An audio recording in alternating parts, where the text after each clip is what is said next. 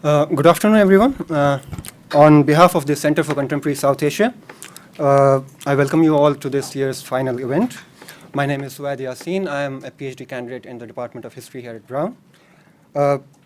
Before I introduce our speakers, let me begin with a preface about the deep urgency and significance of today's topic. Last Friday, Muhammad Rafi Bhatt, a sociology professor at the University of Kashmir, did not return to his class for lectures in the afternoon. He also did not return home for dinner. His family was expecting him.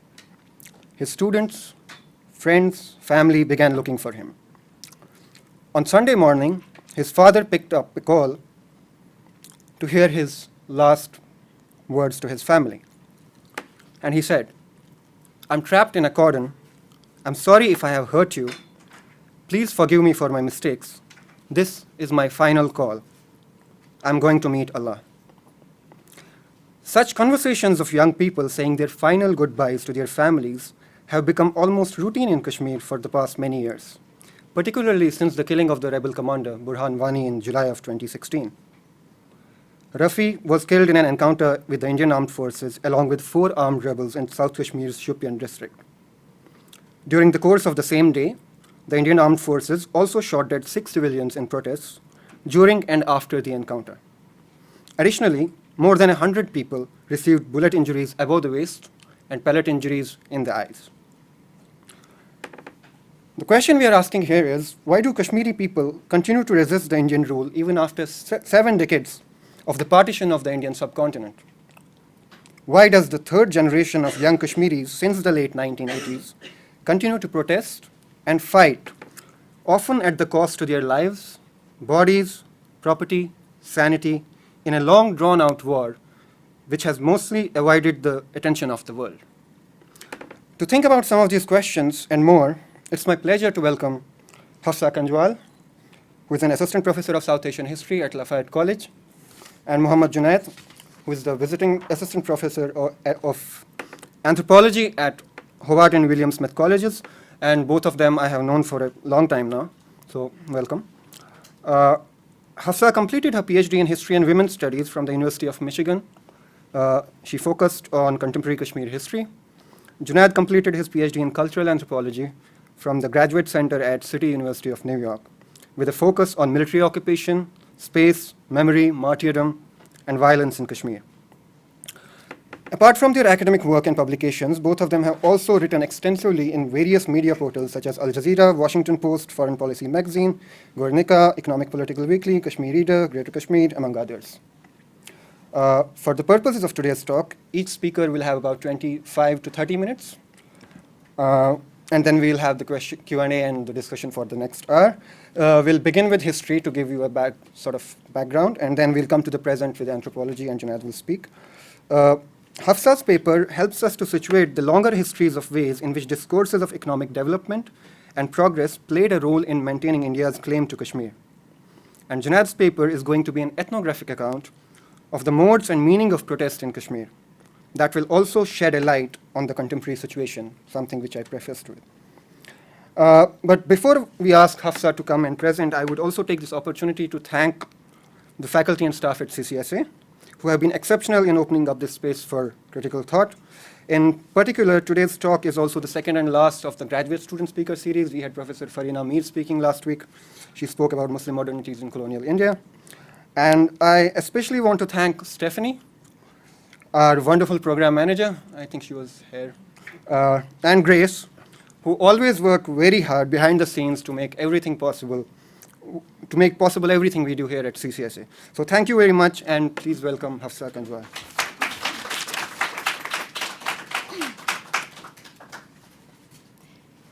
Hello, everyone.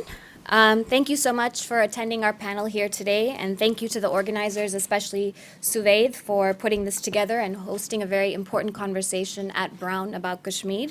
My talk today is entitled Our Breadwinner Has Come, Bakshi Ghulam Muhammad and the Pursuit of Progress.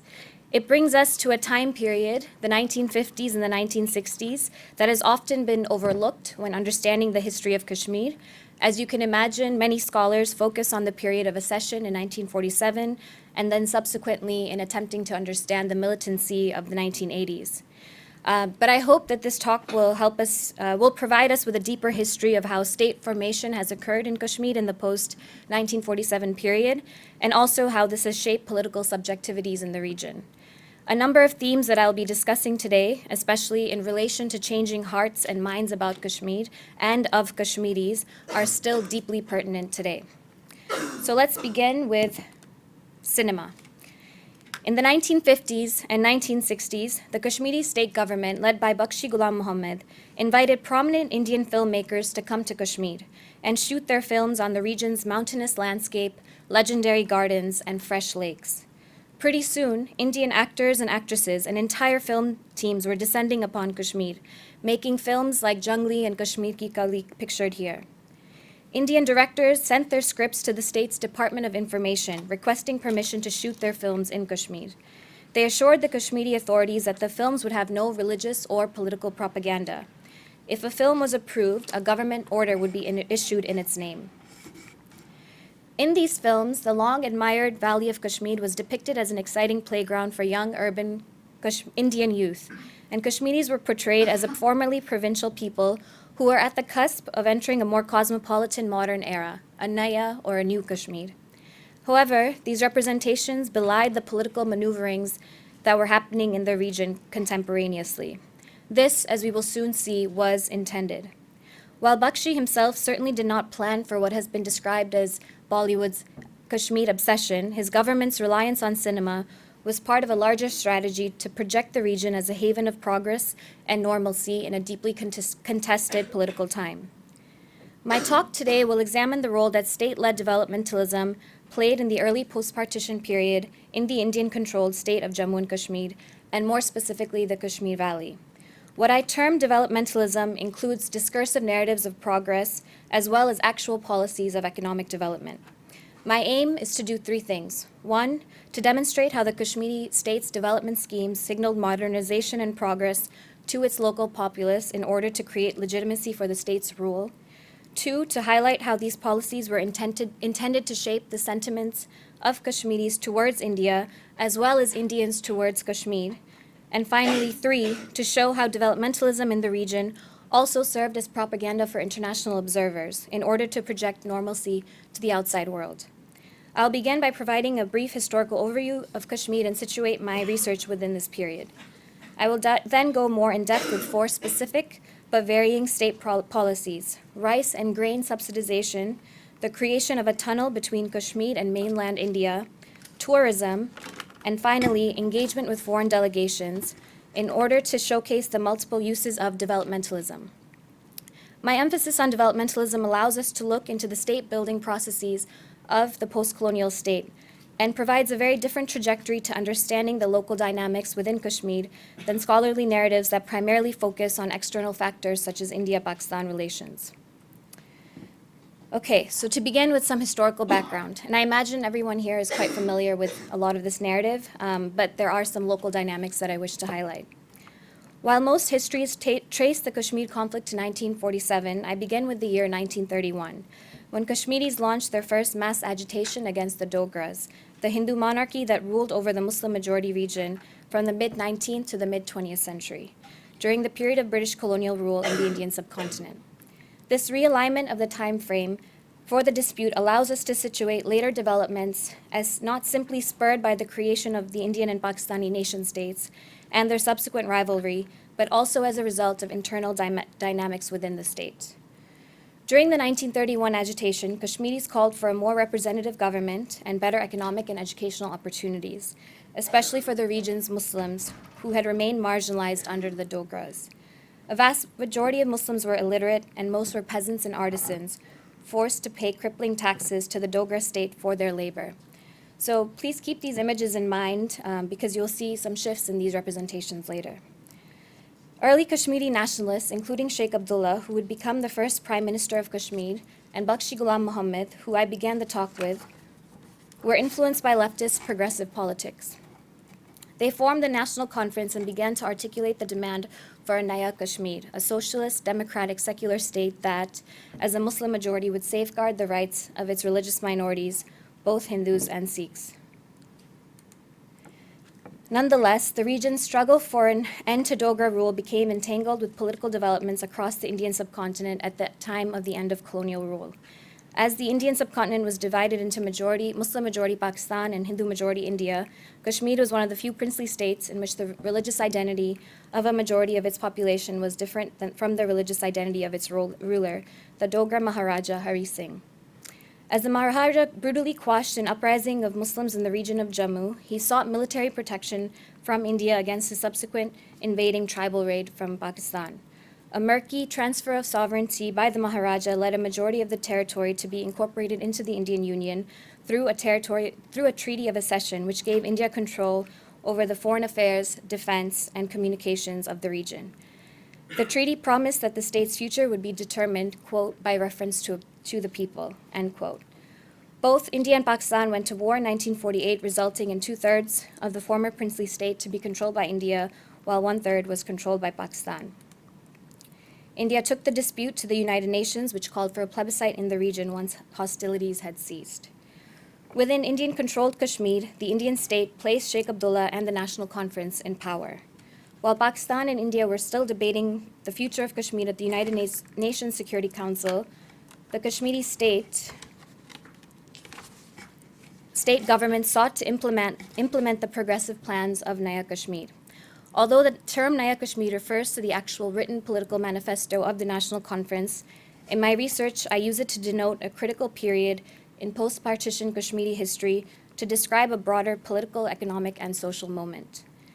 I begin the Naya Kashmir moment in 1953, a year that marks a crucial shift in Kashmir's political history.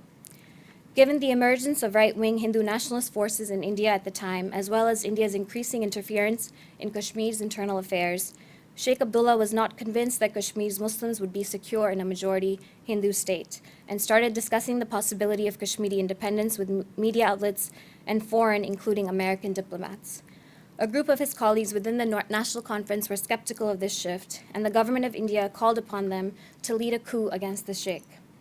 In a dramatic turn of events, Bakshi Ghulam Muhammad, a man who had been deputy prime minister under Sheikh Abdullah and was known as his right-hand man, led the coup, imprisoned Sheikh, and was installed as prime minister on August 8, 1953. So it's Nehru on the left, Bakshi in the middle, and Sheikh on the right.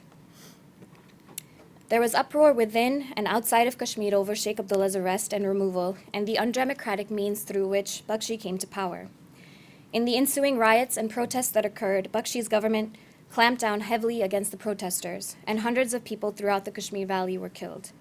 The political situation became volatile, and segments within Kashmiri society were openly challenging India's hold on Kashmir and raising pro-Pakistan slogans. International observers also criticized the government of India for forcibly removing Sheikh Abdullah. An editorial in the New York Times went so far as to say that, quote, the present government is not an instrument of popular will, end quote. Within India as well, there was much confusion over the political desires of Kashmiris and the mysteries surrounding the fall of the Sheikh, who had played such a critical role in bringing Kashmir to India. In light of these developments, and bearing in mind that the dispute was still unresolved internationally, Bakshi's government had to not only obtain legitimacy within Kashmir, but also had to counter adverse narratives on an international scale. In my research, I broadly examined the ways in which Bakshi's government sought to gain legitimacy for its rule in the aftermath of the contested accession, as well as Sheikh Abdullah's arrest. The government of India tasked Bakshi with the difficult job of not only politically securing the accession of Kashmir for India, but also emotionally integrating Kashmiris into the Indian Union through a number of governing practices. To do so, the Bakshi-led state government utilized education, developmentalism, and cultural reform to transform state-society relations and rally consent for its rule, in addition to cultivating a modern Kashmiri subject. In particular, I argue that the state government, despite being ostensibly secular, catered its policies to not only empower but also appease a growing Muslim middle class, a class that they saw as being susceptible to pro-Pakistan propaganda. My research foregrounds the ambivalence of this period. Although the state did manage to empower some Muslims, I also highlight how these policies were marked by interreligious tension, corruption, and political suppression. In light of growing international and local outcry, Bakshi's government looked to economic planning as not just a means to usher in an era of post-colonial modernization and development, as was the concern of most political leaders at the time, but also as a way to create political stability and gain legitimacy. Bakshi came from a humble background and was only educated until the 8th grade. He became involved in the anti-Dogra movement and also oversaw a number of important portfolios as Deputy Prime Minister under Sheikh Abdullah. He was known to be a pragmatist, a strong administrator, and someone who was intimately aware of and sympathetic to the everyday concerns of Kashmiris. Bakshi became known as the architect of modern Kashmir. Indeed, Kashmir entered a golden age period of large-scale modernization, including agricultural reform, industrial development, infrastructural growth, and increased employment opportunities, influenced largely by Soviet-styled 5-year plans. In addition to these changes, developmentalism discourse permeated the state's bureaucracy, and especially the Department of Information, the state's propaganda arm, which was tasked with cultivating the progressive contours of Naya Kashmir to multiple audiences. During the remainder of my time, I'll examine the role that a number of development policies and discourses played in Bakshi's Kashmir, who they targeted, and how we can understand the multiple purposes towards which they were put to use. In 1953, at the time of Sheikh Abdullah's arrest, the economic condition for most Kashmiris, especially the peasantry, was grim, despite the implementation of large-scale land reforms. Sheikh Abdullah had attempted to maintain financial autonomy from the government of India, and as a result, the Kashmiri state was forced to implement a series of taxes on important commodities, including rice and paddy. Furthermore, Kashmir's trade routes, which were previously linked with the region that was now a part of Pakistan, were interrupted, leading to no outlet for Kashmir's exports.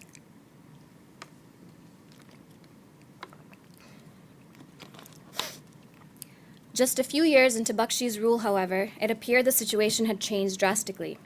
A number of Indian and international journalists were invited by Bakshi to visit Kashmir to observe the social and political developments happening in the disputed state. They visited newly built schools, large-scale development projects, and tourist areas. In their news reports, they noted the economic progress the state had achieved. Bakshi was lauded in these reports. As one reporter from the Manchester Guardian noted, Bakshi was a well-liked populist leader. And I quote, "The Prime Minister moved unescorted among crowds who garlanded him, and peasants showered lumps of sugar signifying a sweet welcome on his car, while everywhere else there were shouts of 'Long live,' and women saying, 'Our breadwinner has come.'" Unlike Sheikh, Bakshi had no qualms with taking money from the government of India. Indeed, he looked towards the government of India to provide substantial aid for the state to proceed with its development initiatives. He justified the accession to India on economic grounds. He would argue that Kashmir now had access to large sums of money it would not have had in any other political scenario. Overall, the Bakshi government oversaw the creation or implementation of 3 5-year plans. In the first and second plans, the government calculated that it was the large Muslim peasantry that was essential to support for its political rule. And so, it sought to immediately ameliorate the economic grievances of this population. Within just a few days of taking power, one of the most critical policies of the new government was implemented, the subsidization of rice and wheat. Through the use of agricultural subsidies from the government of India, the price of rice and grains fell drastically. Rice subsidies increased tenfold from what they were under Sheikh Abdullah, and the price of rice dropped from 70 to 8 rupees per the standard unit of measure. Immediately after the Bakshi government took to power to quell the protests, the government of India made an emergency allotment of 40,000 pounds of rice. Nearly 900 vehicles were utilized to bring the rice into Srinagar. For a peasantry that had suffered a severe shortage of grains in the 1920s, as well as increased prices under the black market during the Sheikh's government, these subsidies were a welcome relief. The price of grain and rice was finally within the reach of the consumer's purchasing power. The subsidization of rice and wheat in Kashmir was in sharp contrast to the government of India's overall food policy, which underscored the need for the government of India to maintain a different development strategy in Kashmir. Ben Siegel notes that in the years following independence, the Indian political leadership sought to transform India's eating habits. The new nation was seen as facing enduring scarcity, and as a result, quote, The new state urged its citizens to give up rice and wheat, whose imports sapped the nation of the foreign currency needed for industrial development. In place of these staples, India's new citizens were asked to adopt substitutive and subsidiary foods and give up a meal or more each week to conserve India's scant grain reserves. Unlike the discourse of scarcity in India, I argue that the Bakshi government utilized the narrative of abundance in Kashmir. Consumption of rice and wheat was encouraged through the provision of subsidies. If the new boundaries of post-colonial Indian citizenship relied upon values of, quote, adversity, austerity, and sacrifice, end quote, then how are we to understand this particularity of Kashmir? Was Kashmir then not to fit so easily into the mold of post-colonial citizenship that the government of India had envisioned? Food subsidies demonstrate the political compulsions of Bakshi's development policies. In direct contrast to the Sheikh, Bakshi envisioned a political economy in which Kashmir would receive ongoing aid from the government of India. As a result, his would be a time of plenty. In the consumption of rice, however, a greater plan was at work. The provision of abundance under India was intended to remake sentiments towards India. If Kashmiris could see for themselves the economic benefits of joining with India, the consent to the accession would be accomplished. The completion of the Banihal Tunnel was another important development accomplishment of Bakshi's government. The tunnel linked the otherwise geographically isolated Kashmir Valley, which was surrounded by mountains, with Jammu, and thus physically connected the valley with the Indian mainland. Prior to the creation of the tunnel, the valley was only accessible by a 200-mile road which went along the mountains. The road remained blocked due to heavy snowfall during the long winter months, leaving the valley completely isolated. Considered the single greatest achievement of our times, the Banihal Tunnel, designed by two German engineers, was nearly 8,120 feet long, in the form of a single tube that could accommodate two-way traffic as well as two footpaths. It allowed for a greater flow of trade between Kashmir and mainland India, in addition to increasing tourist traffic in the winter months. As I mentioned earlier, following partition, Kashmiri exports no longer had access to Western routes, resulting in a sharp decline in a number of industries. With the completion of the tunnel, however, Kashmiri exports now found new outlets in India. The opening of the tunnel was also critical to the commercialization of the fruit industry in the state, as the main markets for these goods were now located in northern India. Now, goods and people could travel freely within and outside of Kashmir. The tunnel was not, however, just intended to improve economic trade and transportation. It also played a critical emotional and psychological role in connecting Kashmiris with the rest of India and Indians with Kashmir. This sentiment was not seen as a given. It had to be created materially first, in hopes that year-round communication, trade, and transport would cultivate a sense of emotional in addition to physical integration with India. In this last section, I highlight how tourism in presenting Kashmir as a haven for modernist development played an important role in projecting normalcy to the outside world. While we know that propaganda played a crucial role in Cold War politics and shaping international perspectives towards a number of post-colonial regimes, we must ask why Bakshi was interested in targeting Indians themselves for his propaganda efforts. I suggest that Bakshi's government utilized both the tourist industry as well as Bollywood to shape the sentiments of the Indian public towards Kashmir. As a disputed territory, the reshaping of sentiments had to be cultivated on both ends, both Kashmiri sentiments towards India as well as Indian sentiments towards Kashmir. In order to further justify the need for Indian aid in Kashmir, Bakshi had to create the atmosphere conducive to that aid and Indian investment. Bakshi paid special attention to the tourist industry, seeing that it could serve as not only a major source of revenue for the state, but also project normalcy to Indians as well as others. Under Sheikh Abdullah's emergency government, any non-Kashmiris that traveled to Kashmir had to apply for a special permit. The Sheikh had insisted on the permit not only for security reasons, but also to consolidate Kashmir's autonomous status. Bakshi removed the permit system, making it easier for Indians to travel to Kashmir. A tourist reception was opened in Srinagar. Money was given to improve the conditions of houseboats, and the number of hotels, youth hostels, and restaurants increased. Access to Kashmir was made easier by the establishment of a series of deluxe buses that would bring in tourists from the Indian mainland to Srinagar. Agencies were opened in a number of major Indian cities in order to attract middle-class urban Indians to come to Kashmir. In order to increase tourist traffic, a series of tourist brochures and travel guides were printed and distributed to organizations, schools, universities, and media throughout India and elsewhere. These travel guides first began by situating the history of Kashmir, its accession to India, and developments that had occurred in the state since 1947. They then described the topography and beautiful landscapes of the region, the places of interest, diversity amongst the local population, as well as their cultural habits, including customs, holidays, food, and dress. Attention was given to agricultural developments as well as the development of various industries, including handicrafts and wood carving. Subsequent guides included images of Kashmir and Kashmiris. Unlike previous colonial-era representations, which had focused on landscapes and were interspersed with images of the poor Kashmiri peasant, in these new guides there were images of children attending classes, men working at construction sites, women attending colleges, and doctors and patients interacting at health centers.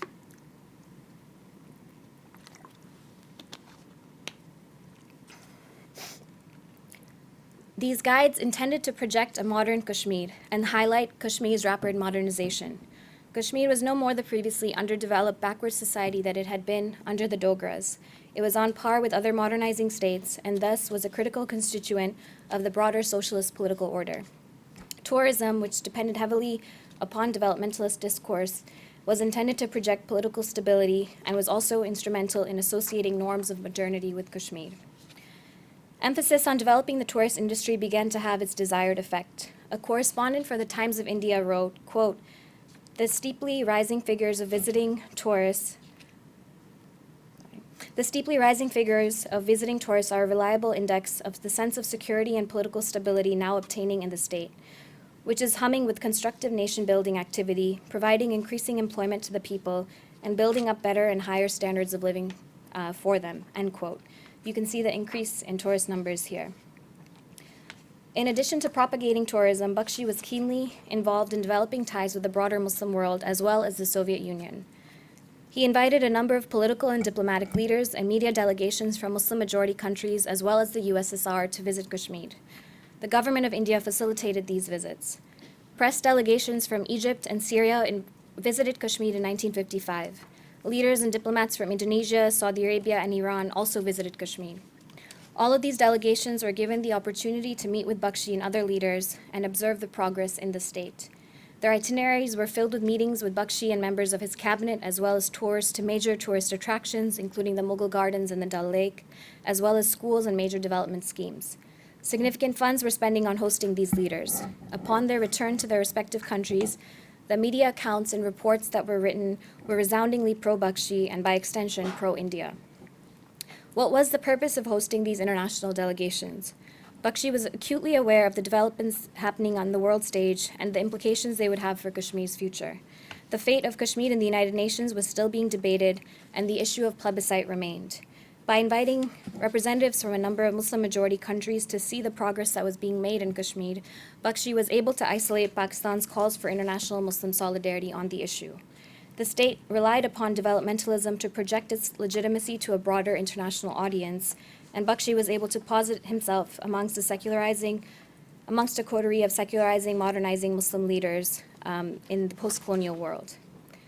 The most high-profile international visit, however, occurred in 1956, when a Soviet delegation of the Soviet Premier Bulganin and Secretary of the Communist Party Khrushchev arrived in the valley for a 2-day visit. They received a grand state welcome and addressed large crowds that were gathered. At the reception hosted by Bakshi, Khrushchev denounced the two-nation theory and declared that Kashmir was India's internal affair. He criticized Pakistani politics, stating that the Pakistani ruling elite was not interested in its people or the state, but was in the hands of the United States. The Soviet delegation's visit to Kashmir served as a critical turning point in supporting India's case on Kashmir. After being shown Bakshi's Naya Kashmir, the Soviet Union, which at the time was interested in bringing India within its fold of power, vetoed a series of UN resolutions demanding a plebiscite that led to a further delay of a political resolution.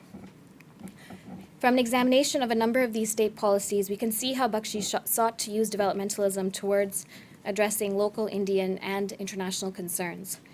As a result, developmentalism was used to displace the political question on the future of Kashmir to the economic, and in doing so, to integrate Kashmir into India. On the international stage, support for the plebiscite dwindled as the leadership was effectively able to portray the region as having progressed under India. But what happened on the local scale? The end of Bakshi's rule was marked by protests protests as the result of the Holy Relic incident, when a religious relic mysteriously disappeared from one of the main mosques in Srinagar. Bakshi was ousted out of power on charges of corruption, and the mass movement for plebiscite, which had appeared to diminish under him, was regalvanized. The same papers that had previously lauded his rule now spoke of him as being highly repressive. It had appeared that development did not create legitimacy as the state had intended. I would like to conclude by offering a few thoughts on the fraught realities of progress and the ways in which the Bakshi era brought forth a new period of negotiations between economic progress and political sentiment, which has significant relevance for today's period. As the mass movement against Indian rule wages on, developmentalist discourses continue to permeate as responses to the ongoing resistance. On a broader level, this happens largely through continuing narratives of Indian largesse in Kashmir, as the Indian leadership makes promises of economic packages and more jobs in moments of heightened crises. Simultaneously, in Indian public discourse, Kashmiris are seen as confused or greedy for making use of these packages but still demanding freedom. In addition, increasing tourism in between periods of heightened unrest continues to be touted as a return to normalcy. It's also a means through which Indians are able to feel integrated with Kashmir. As my co-panelist notes in an article for Al Jazeera English, quote, "The burgeoning number of middle-class Indians that have been visiting Kashmir as tourists or as pilgrims over the last few years reinforces Kashmir in the popular imagination as an integral part of the Indian state's sacred territoriality," end quote. As under Bakshi, the making of sentiments continues to go both ways. There are a number of local efforts that seek to utilize economic progress as a means of quelling youth resistance and remaking sentiments towards India. The Indian Army's Operation Sadbhavna, which seeks to change hearts and minds amongst locals in Kashmir, remains at the forefront of this effort.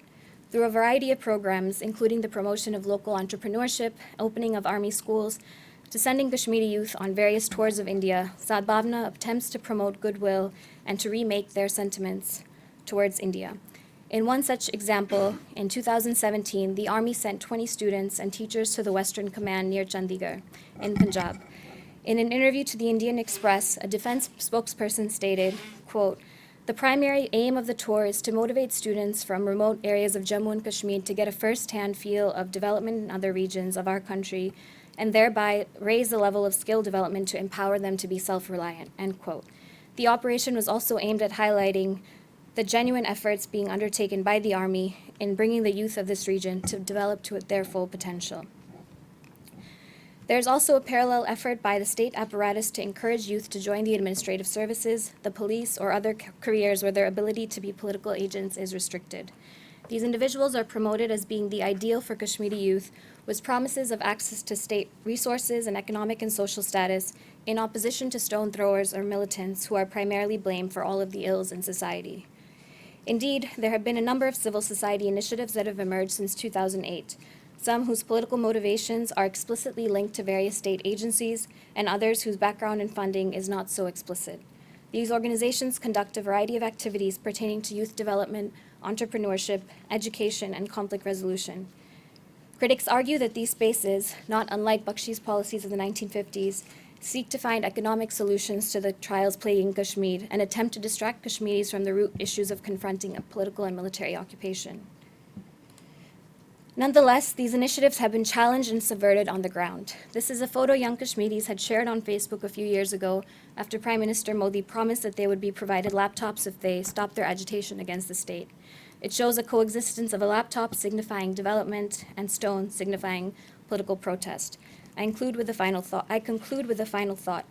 Perhaps what the case of Kashmir tells us is that the desire for economic progress can occur alongside the desire for a political solution, but the latter cannot be replaced by the former.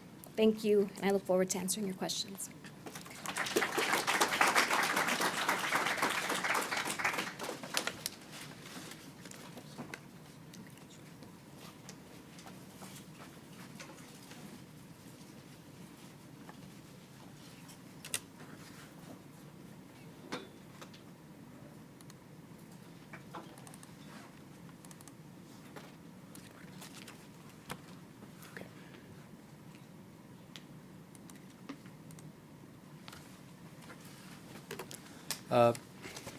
Thank you so much, Center for Contemporary South Asia, for having us here. Thank you, Sued, for your introduction. My name is Mohammed Junaid. I'm going to be speaking about countermaps of the ordinary, occupation, subjectivity, and walking in Kashmir. Hafsa's talk gives me a very solid context to my presentation and definitely saves a lot of my time. The first 7 pages of my presentation, we're going to cover some of the ground that you covered. So thank you so much for that. So as you have just heard, since 1947, Kashmir has been a space of conflict between India and Pakistan, a site for several military confrontations. And we also heard about this narrative of developmentalism kind of glossing over this deeper, longer history of desire for independence in Kashmir, which was to some extent articulated by Sheikh Abdullah, but broadly had roots before the partition of South Asia, British South Asia.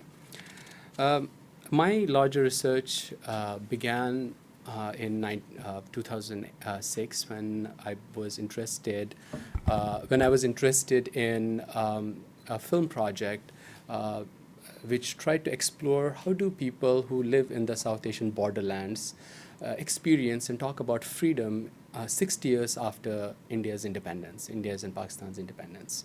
And that definitely brought me back to Kashmir, where I grew up. So I became interested in Kashmiri youth, who were the primary force behind Tehreek mobilizations. Tehreek, as I said, had pre-1947 origins in 1931. It was even at that time known as Tehreek. And parts of the Tehreek had been articulated by the early National Conference. And when Sheikh Abdullah was arrested, it transferred to what became called the Plebiscite Front. The name Plebiscite came from the UN Resolution 1947, which called for demilitarization, ceasefire, and holding of a plebiscite in Kashmir. It was a non-binding resolution, and it was never carried out, but it remained as a political desire and a program within Kashmir. In 1975, Sheikh Abdullah was finally released from prison. By that time, Kashmir's political leaders like Bakshi and others had slowly negotiated away the autonomy that had been granted under the Treaty of Accession that the last Dogra ruler had signed with the Indian government, which produced immense resentment within Kashmir, and all of this came to boil in 1990 when in 80s, there were already mass protests taking place. Many youth were coming out on the streets. Some of these were taking the shape of protests for water, protests for electricity, shutdowns, and all of that. And the response of the state had been pretty harsh.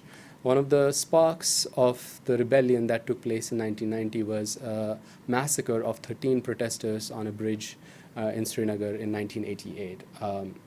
And by 1990, Indian government, continuing a series of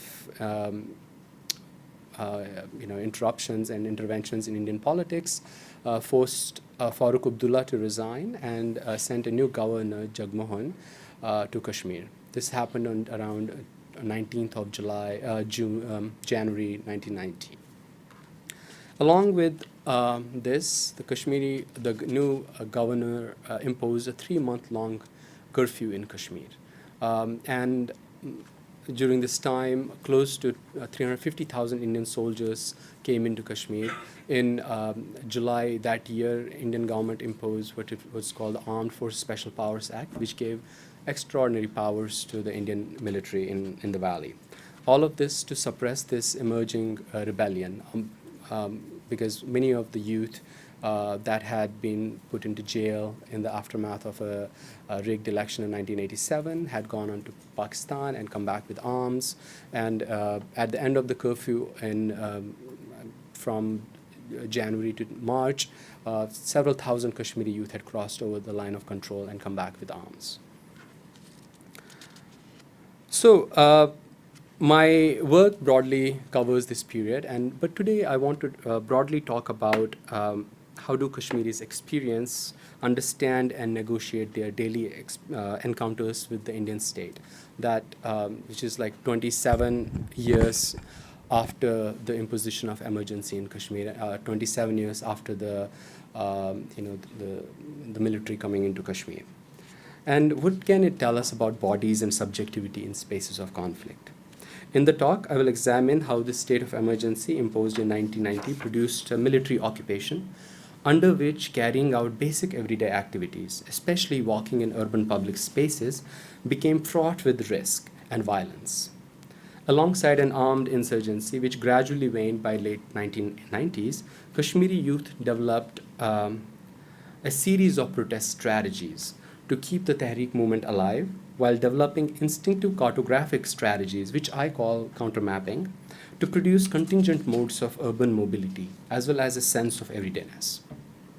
I'll begin by describing the mechanisms of control on the movement imposed by the state, especially curfews, the social suffering they cause, and the forms of resistance these controls produce. So I'm going to skip some of the things I was going to show.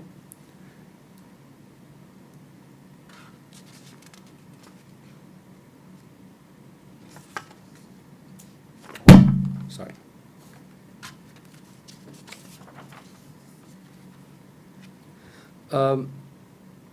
So when this movement shaped in 1990, the government responded with a massive crackdown. Kashmir soon became one of the most militarized zones in the world, with close to 750,000 soldiers controlling a population of close to 9 million. Housed in camps, cantonments, bunkers, built inside schools, hospitals, public buildings, and orchards, and checking public movement through watchtowers, checkpoints, CCTV cameras, and mobile patrols, the military occupied almost all public spaces in the region. As the vast architecture of control and surveillance grew, Kashmir came to resemble a typical late colonial occupation. Achille Mbembe has described such regions as spaces where the exercise of state sovereignty fragments the territory into zones of control and surveillance, where new boundaries and hierarchies are created, and where new social and spatial relations are inscribed on the ground. When I started my research in 2014 in Srinagar, the capital of Kashmir, nowhere was the impact of this occupation more palpable than in the way Kashmiris spoke about their inability to move and the deep uncertainty that had been induced in the basic transactions of everyday life.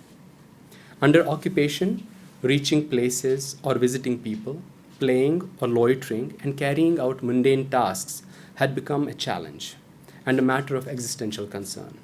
Carefree walking through urban bazaars, or climbing up nearby hills, or moving through rural orchards, which is what Kashmiris do, evoked fear. And in this, curfews had become a key mechanism of spatial control. While curfews are used worldwide to maintain public order if it's perceived to be under threat, the totality of restrictions, the intent, as well as the duration mandated under curfews in Kashmir made them an extraordinary system of control rather than just a standard procedure. Curfews fully materialized the effective geography of fear that the state had produced through the presence of soldiers in their sheer numbers, as well as the vast infrastructure of control that they had spawned. A typical curfew in Kashmir stretches over several days and nights, but it can vary from a snap curfew for a few hours to several months at a time without a break. Curfews are violently enforced and apply absolute restrictions on movement to entire cities and towns, not just few neighborhoods or streets. This was illustrated by the curfews in 2008, 2010, apart from the one I mentioned in 1990, and then in 2016, which lasted without a break for 3 months at a time. During curfews, military physically blocks access to public spaces, and the government shuts down schools, workplaces, markets, as well as all forms of telecommunications. Needless to say, curfews affect everyone one way or the other, making it impossible to plan ahead, receive care, or attend to significant events of life. As one Kashmiri activist pointed out to me, curfews are imposed to demonstrate the state's writ over Kashmiri bodies, produce fatigue against Tehreek, and induce a sense of political futility. Built around easily breakable rules, Curfews create numerous situations in which violence can be inflicted. They are, in short, crystallized displays of the spatial logics of occupation. During my research, people constantly shared with me their anxieties about walking and confinement under curfews. Hanifa, not in the picture, a mother of 3 young children, was afraid of stepping out of the door during curfews. Her door opened onto the street where soldiers patrolled. With no front lawn, she worried that her children might accidentally go outside. Soldiers can't be trusted, she said, not even with kids. Jana, a 60-year-old woman with diabetes, was unable to go on the walks which the doctors at the district hospital had prescribed. Her condition was working because she was running out of the insulin as well. She had been unable to get a curfew pass, a document signed by a higher level government official that would allow her to reach the hospital. Even if she had the pass, she knew the soldiers might not respect it. Soldiers are the final authority on the streets, she told me. Local newspapers regularly feature reports of ordinary people and activists demanding respite from restrictions on mobility. A Tehreek activist released from prison after 5 months told a newspaper that he had merely been transferred from a prison cell to an open-air prison. Another activist who was under house arrest told a local newspaper later, all Kashmiris are under house arrest, caged in their own homes. Feelings of confinement have also been an important theme in the literature produced by Kashmiris. Kashmiri poet Agha Shahid Ali addressed it most hauntingly in his poem Farewell. In this country, we step out with doors in our arms. Children run out with windows in their arms. You drag it behind you in lit corridors. If the switch is pulled, you will be torn from everything. Uzma Falak, who explores, she's a young Kashmiri poet, who explores themes of loss, longing, and memory in her work, evokes a similar sense of confinement and violent chaos in her home city, Srinagar. In her poem, A Room Without a Window, she writes, tucked in white sheets of delirium, I pop medicines, receding further from life in my room with no window. Fluorescent light spears my eyes. I desire incandescence of fragile tungsten filaments. My medicine dream, hundreds of slippers left behind by dead mourners in the city of 7 bridges, which is Srinagar. Hushed laughter amidst military blackouts.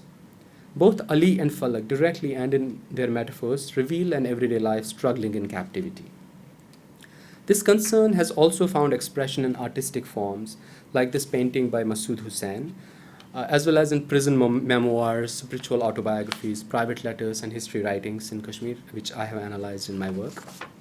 In these expressions, the occupation is revealed not as an exophenomenon affecting only the exterior political and economic life in Kashmir.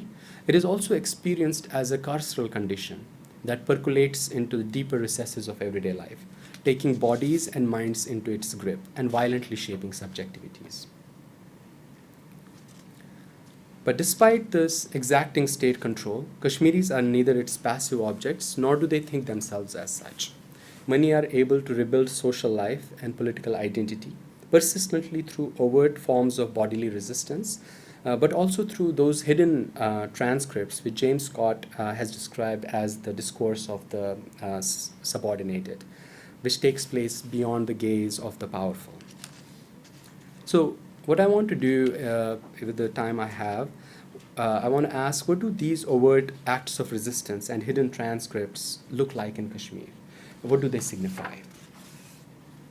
In thinking about the work of bodies in democratic action, philosopher Judith Butler has proposed a performative theory of assembly, which seeks to understand how bodies come together during demonstrations and what kinds of political meanings walking or coming together during such actions might signify.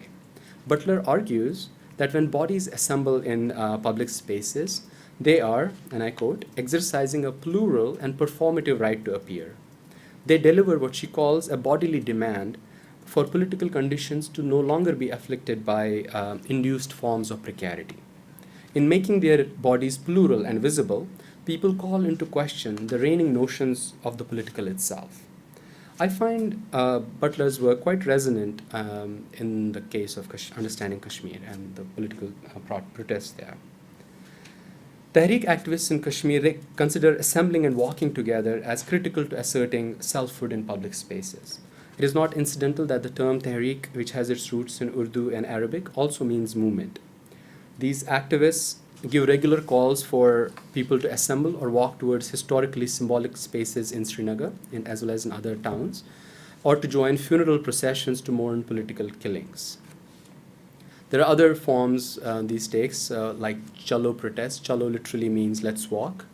These marches include trekking long distances together, sometimes ending with political speeches or handing over petitions to the UN officials that have been stationed in Srinagar since 1949. In all of these instances, they raise rhythmic slogans for independence as their huddled bodies march together.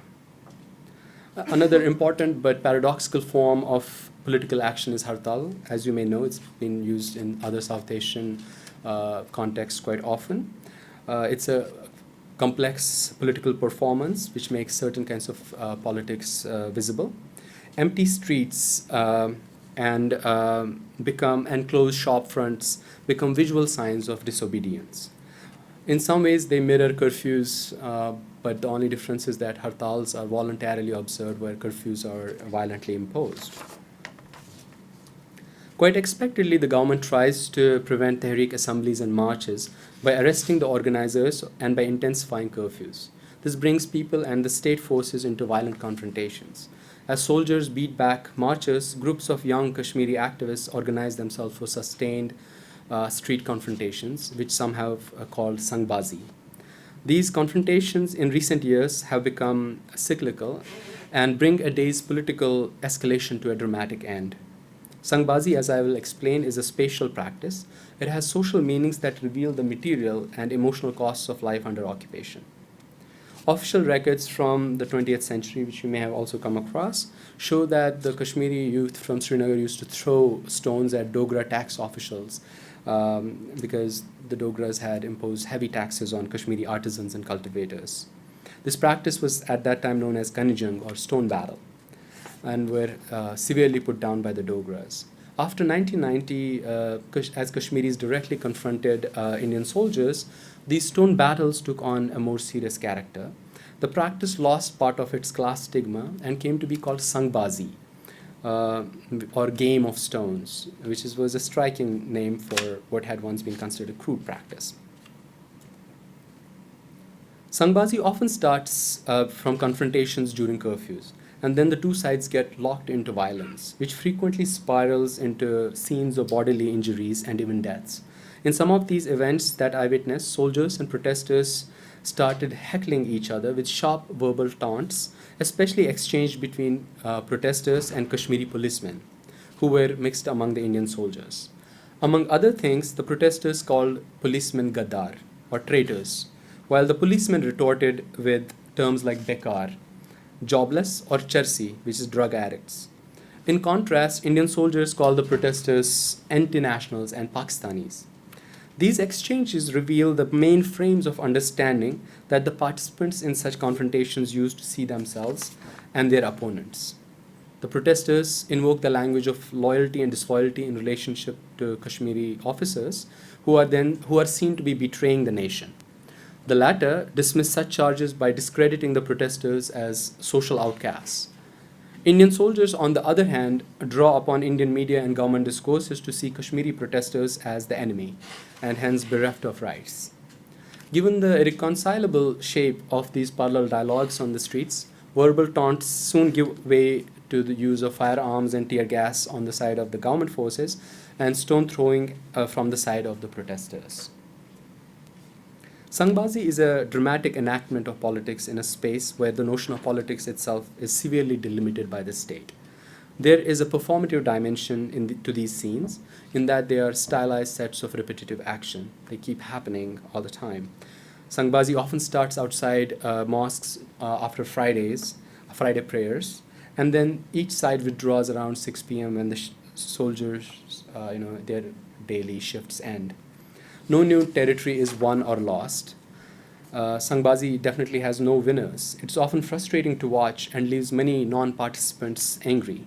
Some Kashmiris question its efficacy and berate the youth who take part in it.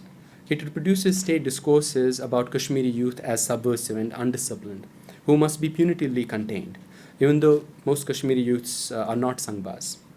Yet these scenes on the streets also become part of the activist subjectivity through an interiorization of the larger conflict that is symbolically enacted on the streets. At some level, Sangbaz youths seem to aspire for a certain notoriety in the face of a powerful and violent enemy. They want to appear recalcitrant and obstinate. And listening to the Sangbaz describe each other, one gets a sense of how street prestige accrues from circulating legends about one's fearlessness or disregard for authority. Injuries received in confrontations become signs of political credibility. Nevertheless, it is a weapon of the weak. The verbal exchanges, however bitter, are an assertion of agency and sometimes reflects a moral critique and even a sense of humor. In 2014, when I witnessed another such street battle, I heard Sangbaz shout 1,500 rupees and plates of rice at the Kashmiri policemen, which meant that 1,500 rupees was about like $30 a month. So they were scoffing at their low wages. But I was interested in why plates of rice, and it goes back to what Hafsa was earlier talking about, subsidization of rice in Kashmir. Rice had, in the context of these protests, acquired a metonymic association with collaboration, idleness, moral slackening, as well as collaboration, dependence on India. In their own homes, they were, some women would often call them rice demons because they ate a lot of rice themselves and did not do any work. But they couldn't go out often because of the restrictions on their movement. Throughout my fieldwork from 2014 to 2016, I spent a considerable amount of my time with mostly male activists, but it was invariably at their homes. There, the female household members would joke about boys becoming domesticated and would ask them to contribute more to the domestic chores. Women complained that men were getting aggressive at home because of this restriction because they couldn't go out. Yet they had this double burden of, they wanted them to go out, but at the same time they wouldn't want them to go out because outside they could get shot or get arrested. There were, in a sense, no safe spaces for young men to share in conviviality or express identity. Again, in South Asian contexts, much has been written about the cultural significance of spaces like addas and tea stalls, where young men meet, spend idle time, and fashion distinctive masculinities. Anthropologist Craig Jeffrey has suggested that these spaces also become sites of affirmative culture. The occupation had erased such possibilities in Kashmir. Young men sometimes met, but often in these transitory spaces like shop fronts. While Sangbaz were mostly cloistered in their homes, the occasions when they came out on the streets would change the scenes dramatically. The news of the assembly would pass spontaneously by word of mouth, and youth groups would take their positions. For a while, they would control the inner lanes of their neighborhoods or even roads. Sometimes on such occasions when soldiers withdrew, the streets became sites of spontaneous warmth. Men and women spoke loudly and called out to each other. Youths walked idly and aimlessly, with arms thrown over each other's shoulders. Women would come out on the streets, often stopping to greet each other. On days when there was no curfew, people went out, produced a sense of normality. Did it mean then that the feeling of precarity was limited to curfew days? An answer to this is provided by the experience of two Kashmiris I worked with during my fieldwork, Zuhaib, who was 21, and Akila, she was 28. For them, walking on the main streets and crossing plazas of Anantnag, a small city in southern Kashmir, had always been moments of heightened awareness. Both told me that they preferred to take narrower inner lanes if they could, even if it meant long detours. In the city's narrow and labyrinthine lanes, they felt less vulnerable. In the marketplaces, camouflaged concrete bunkers spilled out on the streets. With their fingers on the trigger, the soldiers inside closely watched people's movement through peepholes. Their presence was not hidden, nor was it meant to be. The bunkers had also become targets of militant attacks, amplifying the danger for civilians. For Zuhaib and Akila, then, these places were to be avoided and passed through furtively. Yet furtive walking could also invite an undesirable attention from the soldiers. I worked with them in the aftermath of 2014 flood, which provided a little respite from the occupation temporarily, because along with many thousands of Kashmiri homes that were destroyed, many military camps were washed away as well. Their vehicles were choked with silt, and for these 3 months, remarkably, there were no soldiers out there. Yet walking with Zuhaib and Akila gave me an indication of their embodied responses to remembered precarity. Both tended to look apprehensively toward leveled bunkers and grew restless if we spent more time than intended at a given spot. Their bodily consciousness appeared to heighten in places where bunkers, armored carriers, and soldiers usually stood. Almost by instinct, Akila would pull her scarf over her chin and nose, even though in the inner lanes she wouldn't do so. She said she had begun wearing a burqa when she started going to college because she had to pass through a plaza which had a military bunker. She would lift the burqa as soon as she stepped out of such spaces. The burqa had become a form of opacity which allowed Akila, according to her, to avoid being seen against her terms or being subjected to a surveillant gaze. Zuhaib, however, was more apprehensive of the two. Young men like him would often receive beatings and get arrested. If you look at a bunker or a soldier, he told me, and they don't like it, they will glare, yell, or hit you.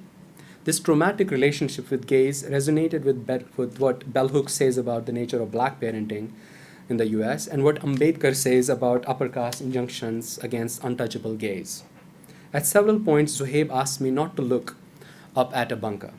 If I slowed down, I felt him pull me along until he would realize that what he was doing, and then he would stop doing so, and he would nervously smile.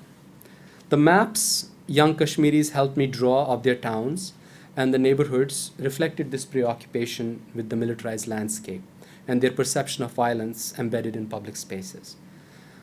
Zuhaib and Akila, along with others, were quite adept at quickly gathering information about military presence, as were others. Asking questions from strangers like how are the conditions ahead or what are people saying there was common, as was offering to tell others, even without being asked, don't go there or take another route. Such information proved useful in making a mental map for safe walking. This informal information sharing, which I call countermapping, was a conscious but also instinctive practice. Passing information sometimes happened via bodily gestures. Someone waving a hand back and forth with the arm resting against the waist would indicate a closely approaching military patrol. A slow nod or a wink would mean go ahead. These countermaps, as embodied practices, seemed invisible to the state, but they acted as a code language among people who depended on them to make everyday life possible. As a method, walking opened ways to understanding how ordinary life is lived within spaces of vulnerability, where precarity may be felt in the mode of anticipation. What it also showed me was how articulating the inability to move freely had become a predominant expression of a moral opposition to the occupation itself. At various times, both Akila and Zuhaib said they would like to trek in the mountains of Kashmir, especially in areas now exclusively used by Indian tourists. I feel so envious of them, Akila told me one day. Practically anyone from India can just come and enjoy these mountains. Why can't we go? In conclusion, I want to quickly draw attention to rethinking body and resistance in spaces of conflict. Aside from the general socio-biological connotations of health associated with walking, much has been said about the connection between walking and freedom. In a seminal essay on walking, Michel de Certeau, an anthropologist, counterposes walking as the swarming plural practices of opaque blind mobility to the total all-seeing geometry of the modern city.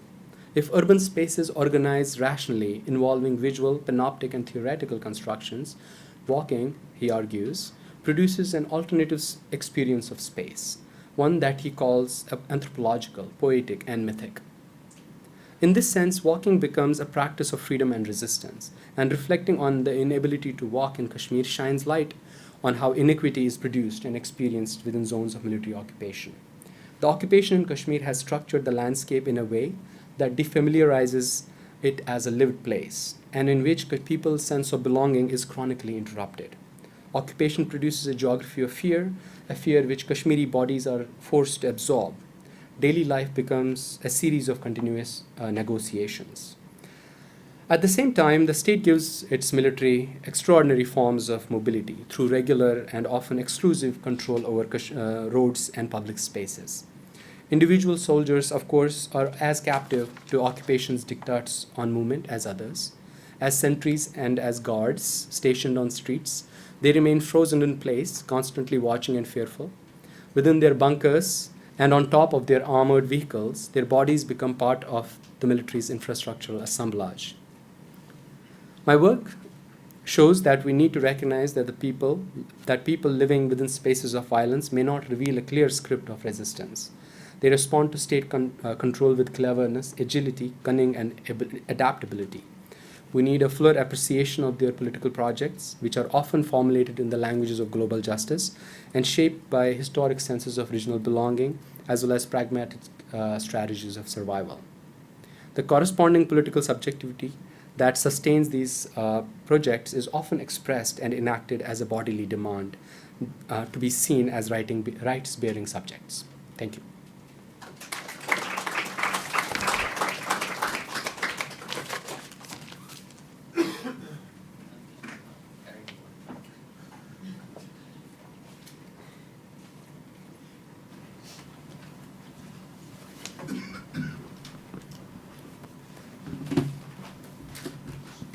I think we can take questions.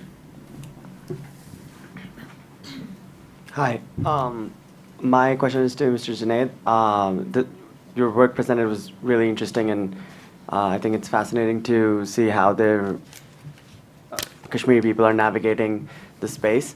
I just wanted to ask about the effects of, if there have been or haven't been any effects of the advent of social media within these spaces, if that has helped with navigating these spaces, or even mobilizing for example, the Jello Tehreek, or like the Jello movement or something like that. So answer We me. can take a bunch of questions, maybe. Do you want to go one by one? I mean, whatever you prefer. Okay. That one was fine. Comments, fine. We have time, right? Yeah. Okay. Yeah, thank you so much for asking the question. In fact, Kashmiri social media began mobilization way before the Arab Spring, actually. And many of the activists realized the potential of social media early on, before the state caught on. But soon enough, of course, the Indian state established these cyber cells in Kashmir, which are run by experts and Jammu and Kashmir police mostly. And they began to come down really hard on activists. So many people, were arrested in the initial phase. Social media had initially begun as a space which was open and free to everybody. Then, around 2010, almost a dozen activists were arrested. And since then, the experience has not been so smooth. In 2016, from my own experience, I can tell you that I was in Kashmir at that time, and when I came to Delhi, running away from the curfew, actually, I realized that my own social media Facebook account had been blocked on the request of Indian government, and several other people's accounts had been blocked. And so this opened a space. There was a lot of conversation. I think there's a desire among many Kashmiri activists and scholars to reach out to a wider audience. They use English language primarily, which shows that desire. But it is not an open space for them. They have realized how fragile these spaces can be. Just to maybe add to that, their Facebook also repeatedly removes important stories or videos and blocks actual profiles or accounts. So the most recent one was of the professor that Subaid was talking about earlier, who had his profile on Facebook, and now that's not visible anymore. Costa? Thanks. Thank you so much for sharing your thoughts today with us. I want to ask you to help me juxtapose the two presentations. As I see it, the first presentation was more about a larger level of analysis where you look at the politics of state making and political order, where the second presentation looks at the more micro, everyday levels of everyday aspects of politics and repression, right? So this makes me wonder what quote-unquote political struggle really means, and whether there is a spectrum of demands that encompasses this political struggle. So on the one hand, we have the demand for self-determination, right? But the grievances that you note in the second presentation seem to suggest that most of the grievances are about human rights. And there is a debate in India between mainstream Indian analysts and Kashmiris about whether whether the bulk of the demands constitute self-determination or the politics of azadi or human rights, which is the politics of izzat or dignity, right? So yeah, broadly speaking, what does azadi sort of encompass in Kashmir, and what are the different gradients of demand making that you notice during your fieldwork?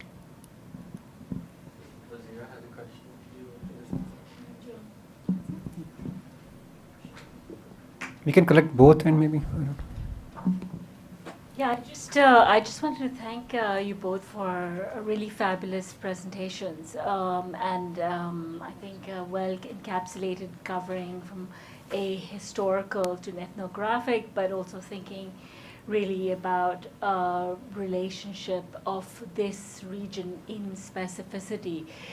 It always, of course, invites comparison with thinking about other regions. Historically, one could place Kashmir's, the unfolding of Kashmir's location within the making of the Indian nation state with Hyderabad, for instance. And in terms of thinking about conditions of occupation, the comparison is often made with Palestine. And conditions of occupation there.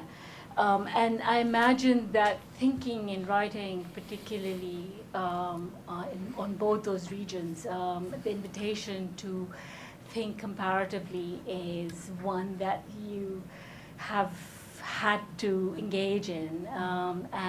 So here, my question really would be, in thinking about the specificity of Kashmir vis-a-vis the Indian state, what do these comparisons, or can you think of other comparisons that might lend to, and perhaps even help answer the kinds of questions about the gradients of freedom and political aspirations that are being articulated and have been changing through the time frame that from 31 to the present.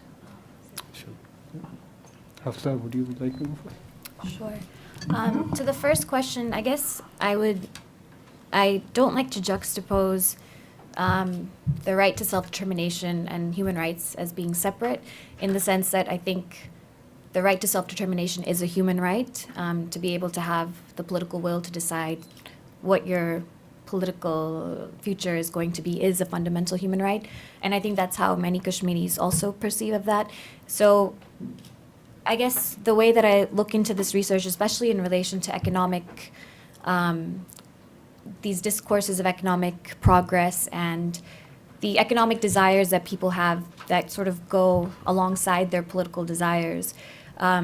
For most people, they are sort of forced to make a choice. So I interviewed a number of bureaucrats that joined the bureaucracy once Bakshi was in power. And you would kind of imagine that these are all pro-Indian bureaucrats.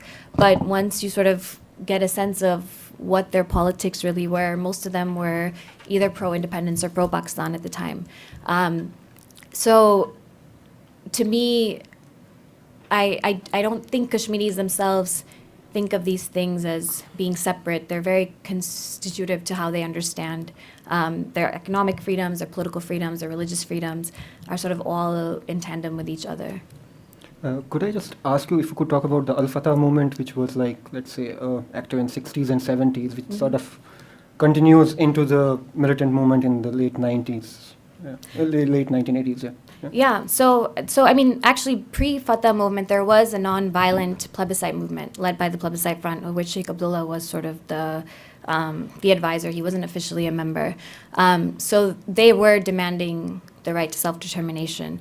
And once sort of that demand was continuously denied, groups, members of sort of different movements that had coalesced at that time, especially in the 60s after the Holy Relic movement, began to sort of conduct some political activity.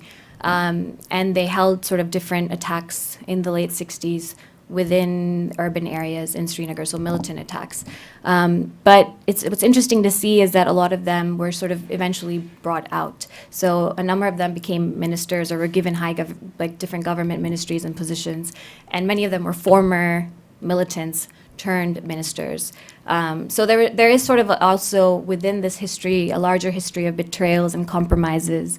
But there is obviously also that resistance which kind of underpins it as well. Just to add on to that, many people who talk about Kashmiri resistance forget that from 1947 till late 80s, there was mostly non-violent resistance in Kashmir, mostly led by either underground groups like Plebiscite Front first, and then Al-Fatah Moment. There was JKLF, Jammu Kashmir, and Jammu Kashmir National Liberation Front that was formed in the 1970s. Although some of these groups had even thought about starting armed rebellion and stuff, but it didn't find much ground in Kashmir at that time. The gradual realization in Kashmir has been that human rights cannot be demanded within the overarching framework of the Indian government in Kashmir. That Indian government has the relationship of Kashmir with India has been one of gradual taking away of Kashmir's autonomy, its rights, what you call the dignity of people. And in 1990, the mass movement was precisely the moment when this massive rupture took place. The massive rupture took place that this is a point of no return, that human rights, or what you call human rights, is possible only with azadi. So in that sense, the political projects that were being articulated, the aspirations that were being articulated, be those right to have a job, right to live a life, everyday life free of violence, was entangled with the question of azadi and self-determination itself. That's a bit. Yeah. So you mean to say that the right to a free and fair vote and the right to the right to a free and Turn it. If it shows green, it's working. So you mean to say that the right to a free and fair vote and the right to physical security are co-joined in some sense? I didn't use the term free and fair vote, but see, I mean, if you go to that history of elections as well, I mean, from 1950s onwards, through by when Sheikh Abdullah was removed from power, since and Bakshi was brought in as the head prime minister of the Indian Kashmir government. Since then, until like 1987, the Kashmiri participation in elections was really small. In 1987 elections, there was the first time when Kashmiris came out of their own will to vote. And this was when Muslim United Front, which had become a coalition of groups that had always been, that had remained amorphous under Sheikh Abdullah and afterwards, but had finally come together under one banner. This was the time when a lot of people, close to 80% of the people, came out in Kashmir to vote. And this, and soon they realized that there was another massive rigging going on. One doesn't know who would have won those elections. I can't say for sure. But again, that was another flip to this spark that led to the rebellion.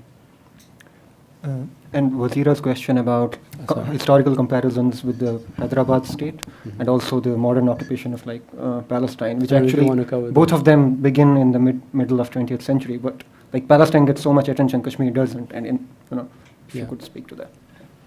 Sure. So one of the ways in Kashmir sort of is unique because of the nature of the state at the time of 1947 and sort of what happened. I think the Hyderabad comparison is interesting only to the extent that the Indian state used military force in that situation, very heavy use of military force, which also happened in Kashmir. But because of Kashmir's sort of unique position as a Muslim majority state within this broader India, it's different from these other states, right? So then this becomes this question of Indian secularism and what does Kashmir mean for India in that sense? So because of not that I don't want to say Kashmir is entirely unique, but it is that Muslim majority aspect that makes it hard to make those broader comparisons. Junaid, do you want to say something about? Yeah, I think the question of Hyderabad is very interesting because what I find in 1947, and that which is not talked about much, is the foundational violence that became part of Kashmir, acceding to India. This is, for instance, the big massacre that took place in along the southwest border of Kashmir in a region called Jammu, which used to be a Muslim majority region. And then suddenly after the 2 years of war between India and Pakistan, became a Hindu majority region.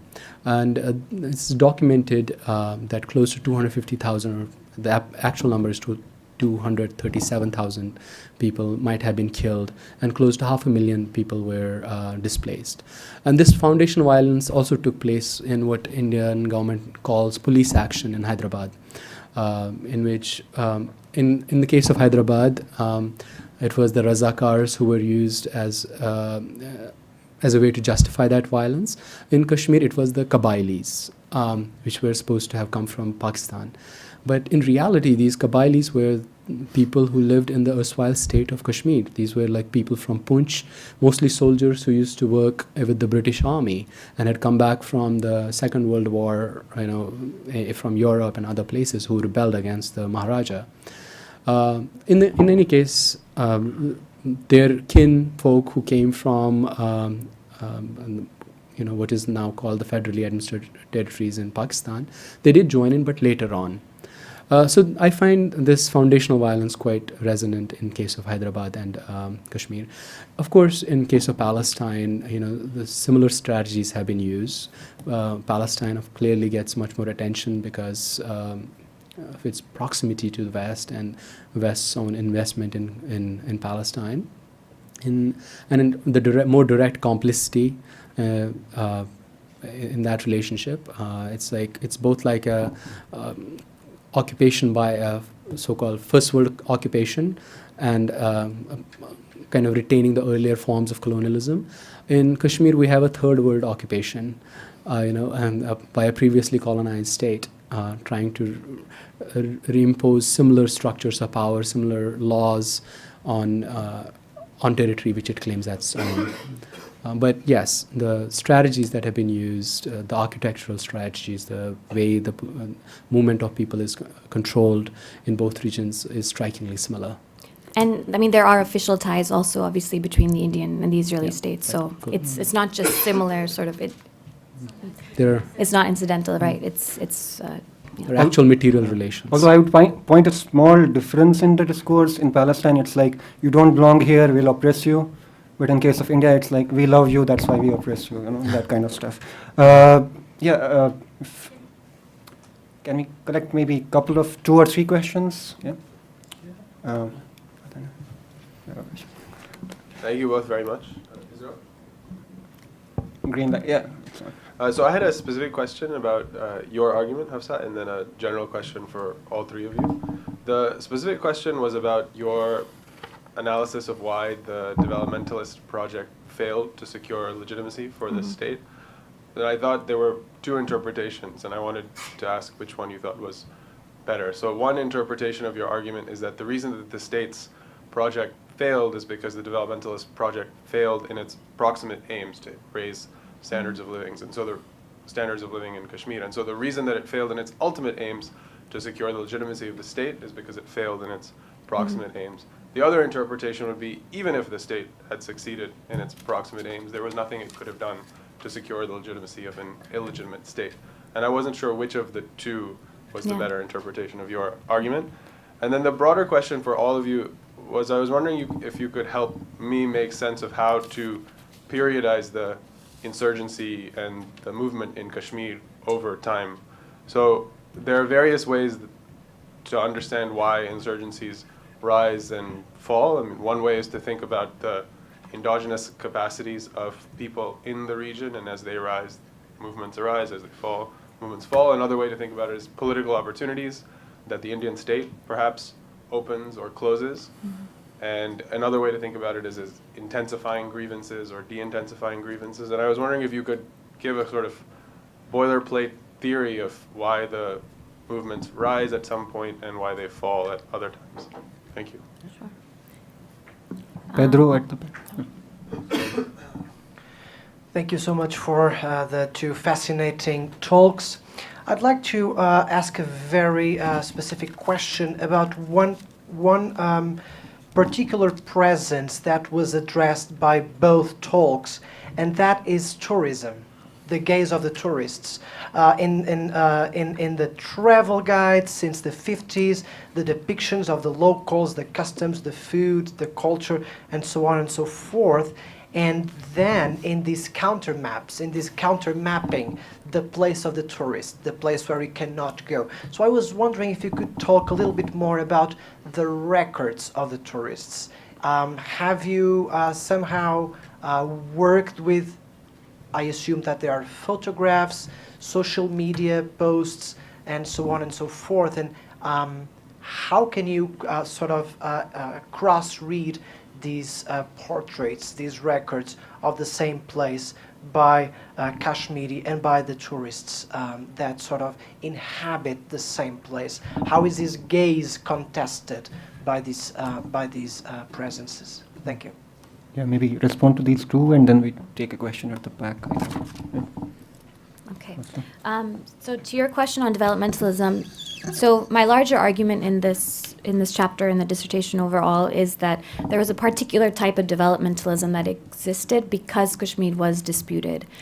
So it's largely to your second point that whether or not these developmentalist goals would have, succeeded or not, they were actually not meant to succeed because they weren't put in place for the purpose of ensuring economic prosperity. Their primary aim was to sort of bring people into line with the political order.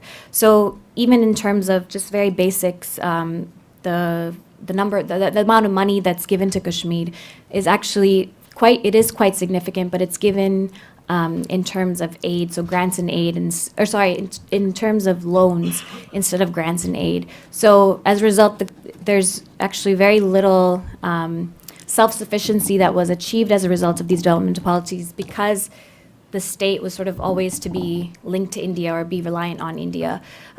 So if you're not self-reliant, then your economic development can only go so far, right? So it's the policies themselves were almost meant to fail because that increasing reliance was supposed to continue. As to your question about the tourism, it's interesting. I haven't had access to any travel guides, any narratives from the tourists themselves in the 50s and the 60s. What I'm mostly able to access is these newspaper reports, which are sort of very positive, and kind of sticking to the government of India line on what is happening in Kashmir and sort of what the state wants outsiders to think about or think through. But just thinking about what's happening today, it's almost like a very similar colonial parallel. Midhu Rai talks about how when the British would come to Kashmir and when sort of earlier colonizing powers would go to Kashmir, Kashmiris themselves would be very absent from the frames, right? It would just be the lakes, the mountains, the rivers. And today it seems very much the same. So you have these tourists that go that have almost little to no access to the local people. They're shuffled in their different buses, they're taken around to certain points, they're given military protection or what have you in different stages, but they don't interact or talk to local people. And they certainly don't even want to interact or talk to local people, because the idea that they get from the Indian mainland is that these are terrorists, this is the other, this is, this is not us. So it is almost like a very similar colonial continuity that's existed. Well, just to go back to that tourism question before I forget that, I think an interesting case is of Amarnath Yatra, which is an annual pilgrimage that takes place in the mountains of South Kashmir. It is interesting because it has been going on for close to 150 years, but the number of the pilgrims who would come there was small. It would span 15 days in August. And it was not managed by the state. But once the tourism stopped in 1990, suddenly the government began this massive push to send in pilgrims to Amarnath. They even established later on in the 90s something called Amarnath Shrine Board, which became, was kind of a semi-government organization headed by the governor of Kashmir. And it started sending tens of thousands of pilgrims to this area, which is a very ecologically fragile place. This space itself was used, it was discovered by a Kashmiri Muslim family of shepherds, and who had managed it, who used to get economic benefits from it. But once the shrine board came into existence, they cut out the Kashmiris from this thing altogether. So buses would go from Jammu straight to Amarnath, circumventing the normal tourist route altogether. My understanding of this is that tourism has always been sort of a nationalist pilgrimage in Kashmir. And in post-1990 era, it was much more so with the overt intention. If you look at the way the Indian government promotes Amarnath Yatra, it is to basically tell people that if you go to Kashmir, you're reclaiming Kashmir for India. Which is very sad, because sometimes these tourists come under attack by militants as well. Because Indian government itself tells tourists that they're soldiers of India, except they're not armed. So it becomes kind of this materialization of how India imagines tourism in Kashmir. Going back to this question of periodization of militancy and how armed movements begin, in the Kashmiri case, I spoke to dozens of activists who had survived and who had written about their experiences of why they became activists. Most of them became activists in the aftermath of massacres that took place in 1990. Before January 1990, when Governor Jagmohan came in, there was a trickle of young activists, ideologically motivated, very much driven by thinking about guerrilla war as the solution to Kashmir. But they hadn't had enough traction, except they had made some symbolic strikes and whatnot. But to suppress this emerging, budding movement, Jagmohan had imposed this curfew and launched massive military operations in Srinagar. And several massacres took place, especially in Habakadal area and elsewhere. And this became the spark when thousands of Kashmiri young men went across. There was also the international dimension. I was surprised to find how many Kashmiri activists were really looking closely, watching what was happening in Eastern Europe with the fall of German Wall. And how much they were thinking about that if that is possible, this is possible. Or the withdrawal of the Soviets from Afghanistan, that also became a major spur. Some people talk about this film called Lion of the Desert, Omar Mukhtar film, which was shown in a Srinagar cinema hall. And the activists, the JKLF especially, had sent in dozens of its activists to watch this film. And when they came out, they were super radicalized that Omar Mukhtar was the hero. But all of these factors, so what I'm trying to say is that there are a multiplicity of factors. I don't think there are is one or two factors. It's always several factors. Yeah, just to add on the question of tourism, like as Junaid mentioned recently, the Chief Minister of the Jammu Kashmir state, she organized just a few months back some conference with the tourist operators in India and basically asked people, like Indian tourists, to come to Valley and say, you are our soldiers, in the sense like, you will bring peace to Kashmir. And in an unfortunate incident a few days back, one of the tourists from South Indian state, Madras, he got killed, while the entire valley was under curfew. And immediately the Indian media jumped that, the tourist was killed by stone pelters, and there was this discourse created about it as if the resistance was responsible. But at the same time, everybody in the resistance camp actually, said, we are really sorry that this happened and this is never the policy. But at the same time, so many, hundreds of civilians were injured, and the Indian media was completely silent about that, right?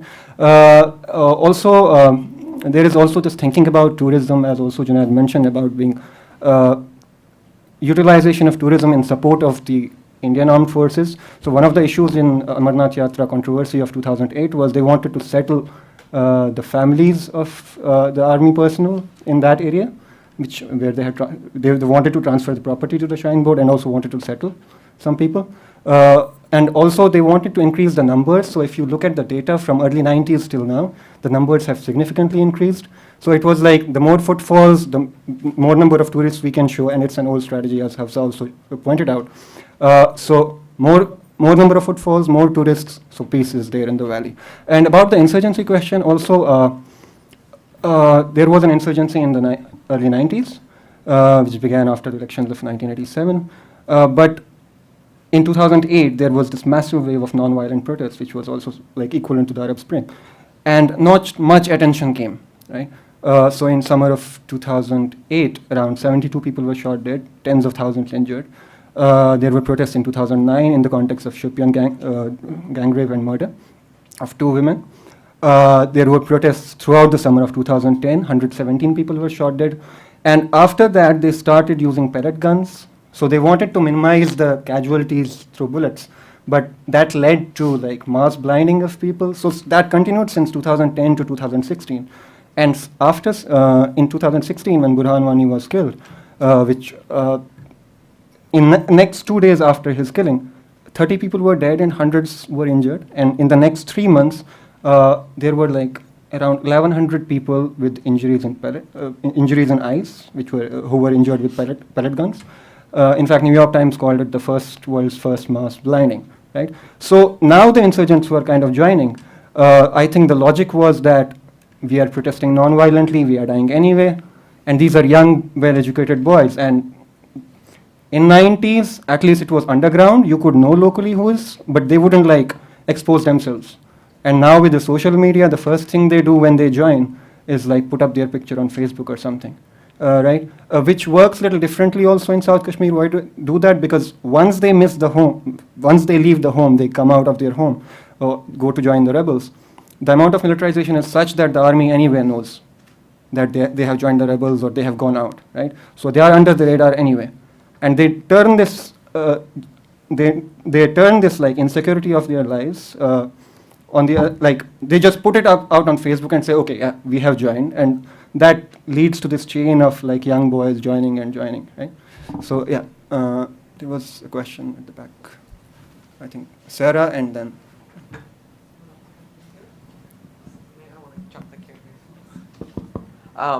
Thank you so much. So I have a question for Junaid.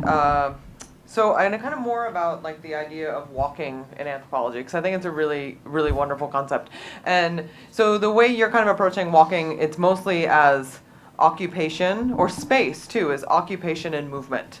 And there's kind of a whole kind of a la Tim Ingold's strain. And I wanted to kind of see how you're approaching walking as your own method, right? And how you kind of situate kind of sensory experiences of space. Because what I found actually also interesting is space exists outside of the home, right? That the home doesn't actually count as space. And then would this kind of more Ingoldian kind of framework help us kind of understand space in a little bit more expansive way, and maybe just a little bit more of a reflection on how you're thinking about space and walking. And then the the other thing is like in this kind of primacy of the spatial logics of occupation, the big question that kind of comes to my mind about curfew is about the temporal logics of occupation, right? And that kind of allows for an attentiveness to the home, right? And how in a kind of spatial compression through curfew, does that necessitate a particular kind of temporal expansion or temporal kind of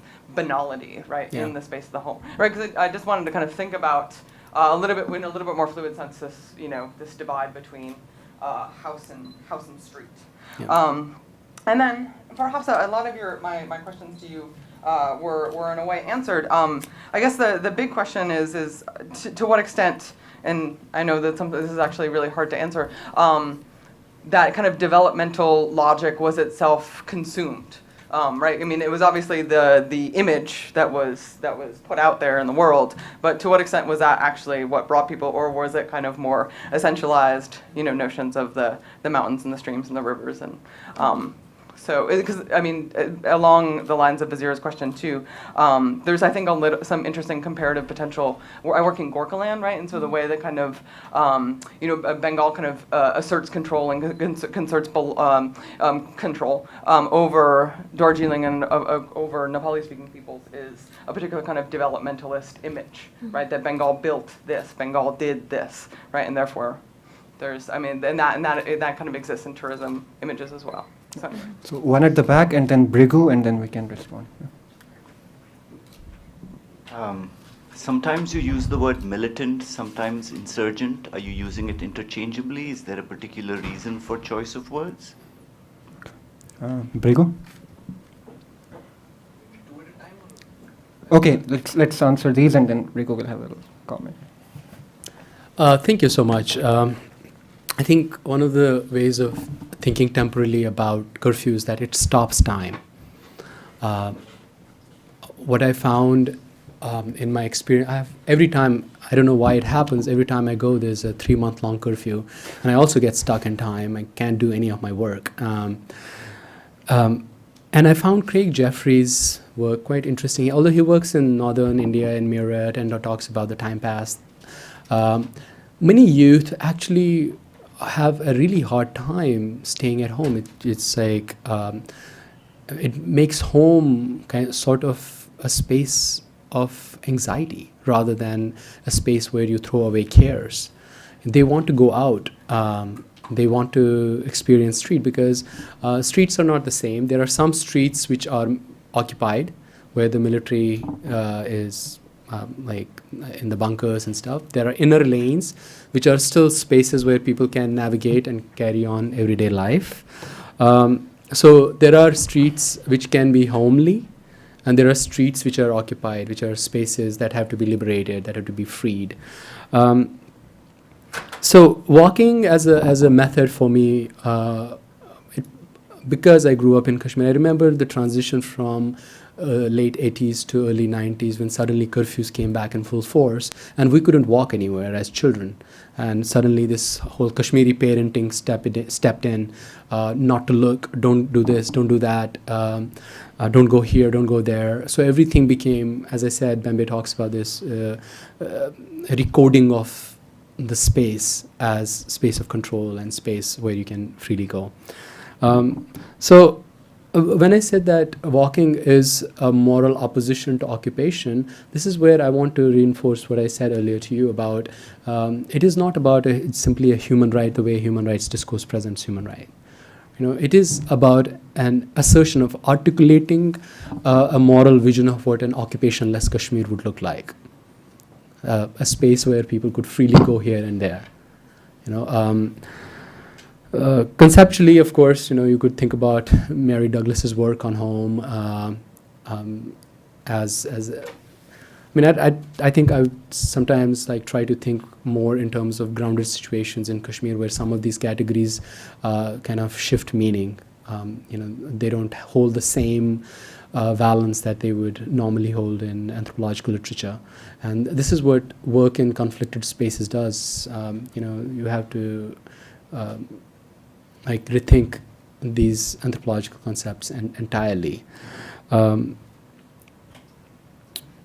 I don't know if I answered any of your question at all, but I wanted to go back to this question of militants and insurgents. Uh, in Kashmir, of course, people use the term mujahids, which is a remnant of the Afghan jihad and whatnot. The army uses terrorists. Sometimes Indian experts or international experts may use insurgents. Kashmiris sometimes also use militants. Militant not as a pejorative term, but as somebody who uses, who believes a certain in the armed movement as a way forward. So, in the case, people in Kashmir also interchangeably use, although mujahid is the term that mostly people use. Also in writing, it would be either militant or a rebel. Rebel. Yeah. Brigo? Thank you both. Green light. Thank you both for your papers. I mean, sometimes actually the difficulty of a political tragedy is that it's quite hard to pose a fresh question. But I was quite struck by I hadn't realized that the terms, that stone pelting is called sangbazi.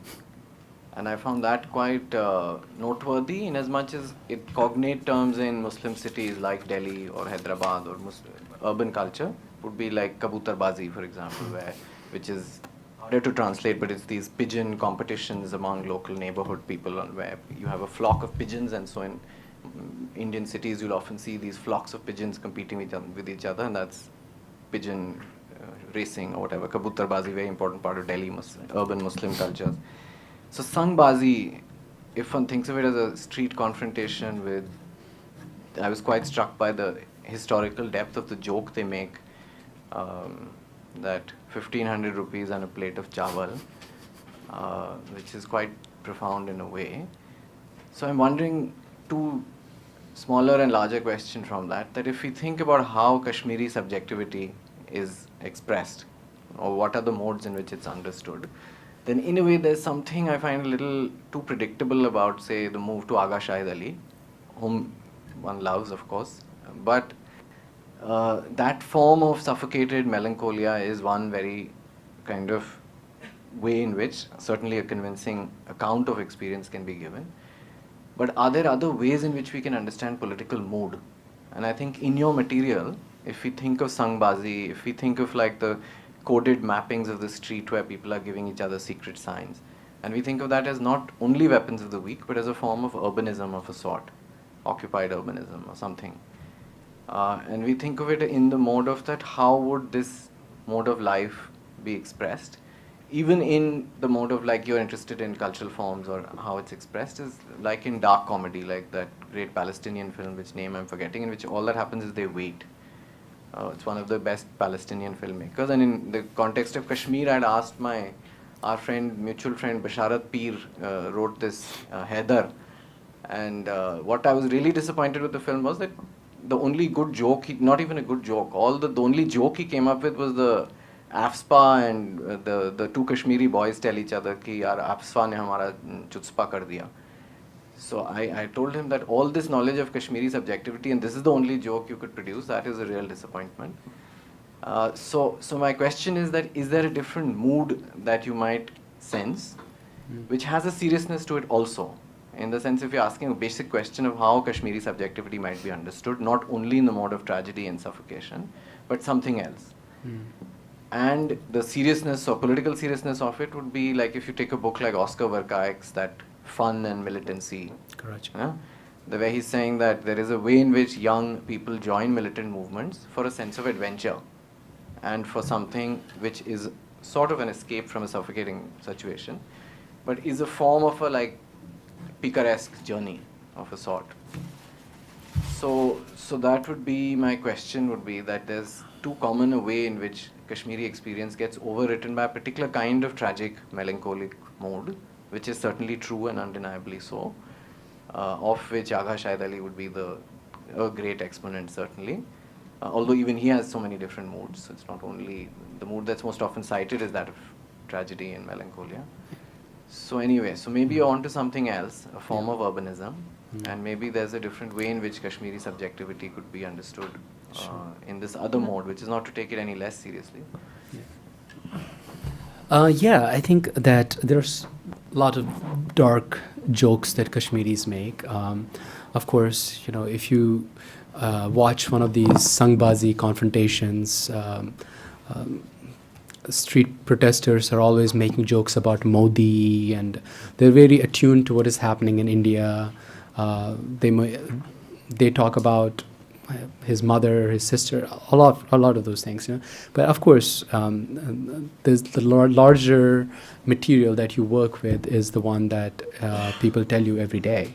You look for patterns. How are people expressing it? And I think that, and Agha Shahid Ali, I completely agree with you. He has multiple moods and modes.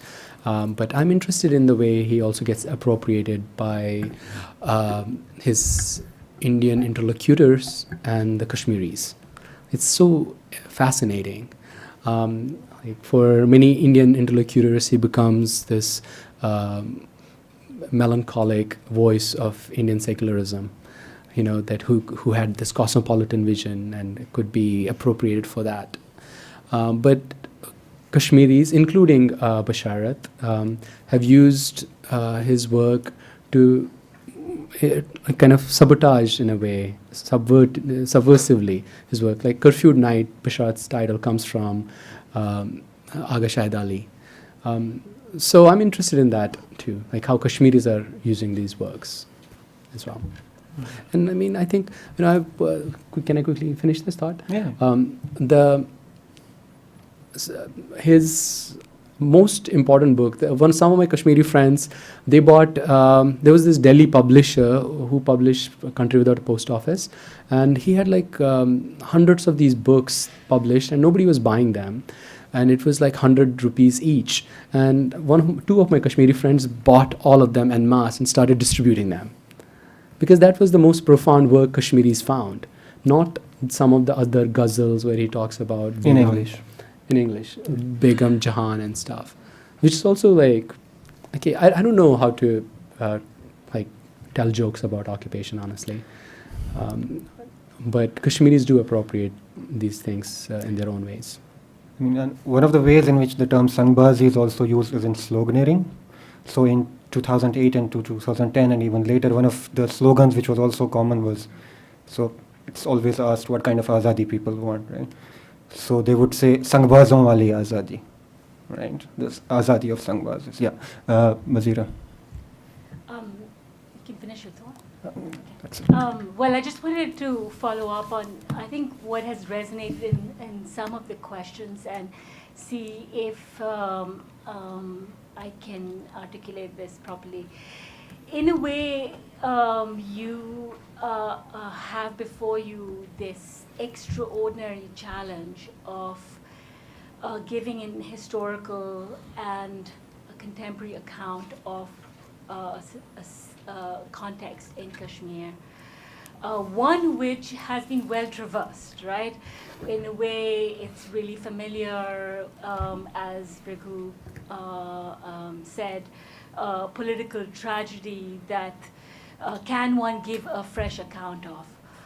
On the other hand, it is an account that has a real specificity that, in a way, my question inviting you to think comparatively, or I think Sarah's question about what new theorization can you bring to the concept of walking in occupied territory.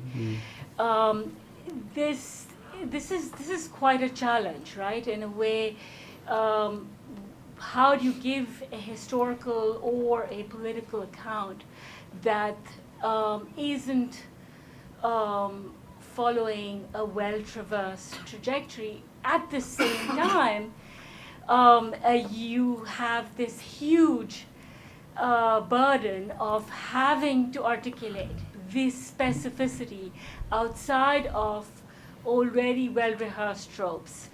India, Pakistan, I didn't, and no one in this room actually asked a question vis-a-vis the ways in which India-Pakistan, this as the India-Pakistan conflict impinges and shapes and continue produces a certain set of political effects on what is possible and what is not possible.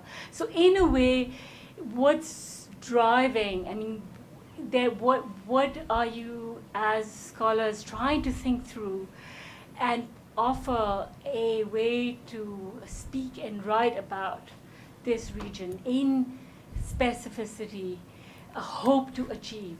And I'm imagining, of course, that there are political goals. I mean, there was some political questions, already available categories. Is this about self-determination or is this about human rights? I mean, these are the categories that much of political discussions of what kind of futurity is at stake here in your work is already, it's already there. It's a huge task. I'm not gonna ask you to, have to have a response to it. But if you want to speak to that question of what kinds of political investments are in a way driving your search for thinking about an alternative way of writing and speaking about Kashmir. And Bhavani. Yeah, thanks a lot for your presentation. I think I'm not sure if my thought is clear, but I'll just go ahead. I think based on last few comments. So when you're doing research there, I think I could just read some of the political work which you're doing, and also I think when one does research, often I think choices needs to be made between how can you express the empirical complexity, and at times, because in academics you often need to frame that in the particular desire of newness in the analytical framework. Okay, so how does that, I think, for instance, would we be depoliticizing a particular empirical complexity and specificities which Wazira was talking about by this desire to create new analytical categories, I think, which often, not often, but many times have very short-lived, short life. So in this thing, so I often find that I think in the work on, working on, for instance, on social inequality or caste in India, people often say, oh, caste have been, has been talked about in this form in so many ways. What's the new way of dealing with this thing? So how do you, I think, work, and especially, I think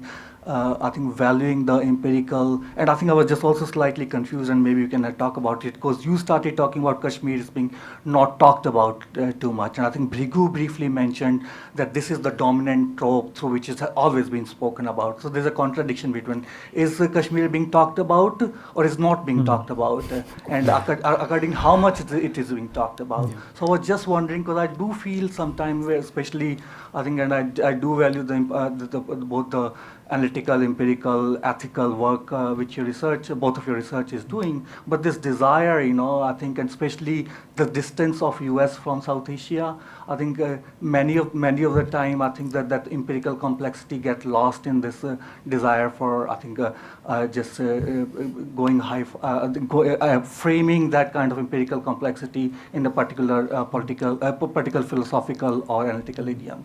So I was just wondering that how do you make that choices in your research? Yeah, thank you. Just to ask the same two questions in a different way, what were the respective historiographies in your respective fields, which you were responding to, you were frustrated with, which you appreciated, right? So, and we can close after that, because we are out of time. Sure, go ahead. Okay, so on both the scholarly level and a personal level, I had sort of different questions that I wanted to know the answers to. On a scholarly level, like I mentioned in my talk, much of the historiography is around 1947, and then it's around the militancy. And the period in between is only seen as a way, what happened wrong that led to the militancy. And it's a very strict political history. This is what happened in 53. This is what happened in 75 with the Sheikh Accord with Indira Gandhi. But I guess I was more interested in what was happening on a local level. Did people even want Azadi? This is a very simple question, and if they did, what did that look like? What did this occupation look like in a stage or a moment that's sort of preceding the militancy? So I wanted to sort of see those continuities or what was different about that time period. And one of the things that I found was very interesting was the very heightened role of the local Kashmiri state in kind of serving as this client state of the Indian government and actually doing much of the work of the Indian government. And I have sort of overall sort of been very interested in this, I mean, what locally gets coined as a collaborator class. And, you know, thinking through people like Bakshi, people like Sheikh Abdullah, Sadiq, and others, what really were their intentions, what were their subjectivities, why did they change their sides so many times? And that is kind of interestingly how this kind of neo-post-colonial colonialism works, is that it uses this collaborator class to do its work for them, and just trying to get a sense of what that looks like. So I guess something that is new for me is trying to really look at those local dynamics and what was pushing them the way that they were.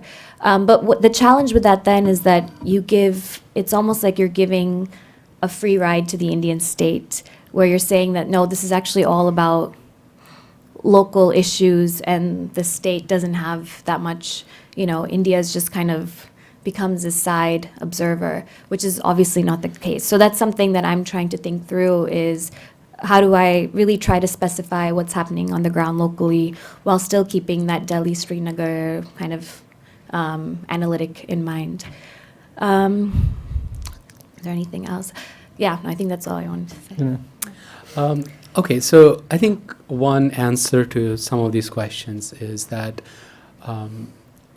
Kashmir gets overcoded by the partition itself. Like, you know, most people who have written about Kashmir think of it as a remnant of partition, the trope of partition. And this whole idea of Kashmir as tragic comes from this idea of partition itself as being tragic. And what surprises me is, among our generation of scholars that are coming out of Kashmir, we don't look at 47 in this way. 47 seems to be a stop in the longer journey. You know, I was fascinated by you going back to 1931, because I also go back to 1931 when mass politics in Kashmir began. One of the way I wrote an essay a few years back about martyrs' graveyards in Kashmir, which have become after 1990 they were dotting the region. There were like lots of them. They became this as opposed to this occupied space. They became an alternative ways of reimagining space of martyrdom, space of sacrifice, a place where people go and build a different kind of sociality. But there's a clear something historical in the way these are organized. So there's a martyrs' graveyard that is from 1931, and there's a martyrs' graveyard that is from 1990, but there's no martyrs' graveyard from 1947, when so many more people were killed. And this question was very interesting to me, because what it suggested was that Kashmiris always remembered those political events more profoundly and memorialized them where they were the principal actors, where they were trying to shape history, rather than when they were being, you know, subjected to outside forces trying to shape their destiny. 1931 mass protests against the Dogra regime, the first instance of mass protests, and 1990 this resistance against Indian control become heavily memorialized. So and this is again what I'm trying to say here is that in many cases the burden is really about reinventing the wheel. Like when I was writing, I was like looking for sources, citations, who am I going to quote? Who are the sources for this kind of work? And it was really hard to find anyone. There was no giant on whose shoulders one could stand. You had to become your own giant in some ways, because most of the interlocutors of Kashmir have been either Indians or Pakistanis who have given their own statist perspective, seen Kashmir as a territorial dispute between India and Pakistan, rather than a space of political mobilization and aspiration for freedom, a site of a mass politics that has had a continuity and that continues from pre-31 era to the present. So this is the burden for newer scholars on Kashmir. So I think that would be an opportune moment to close. We are out of time. But I mean, just can I quickly say to Bhavani that yes, so Kashmir has been spoken about a lot, but according to this whole logic of partition, but the kind of conversation that we're trying to bring in is the one that breaks through this mold, and brings this other history, this buried history to the front. So let's continue this conversation outside. We also have the end of the year reception. And thank you so much, Junaid, for finally coming to Providence. And thank you so much, Hafsa, also. And thank you, everyone, for attending today's talk. Thank you so much.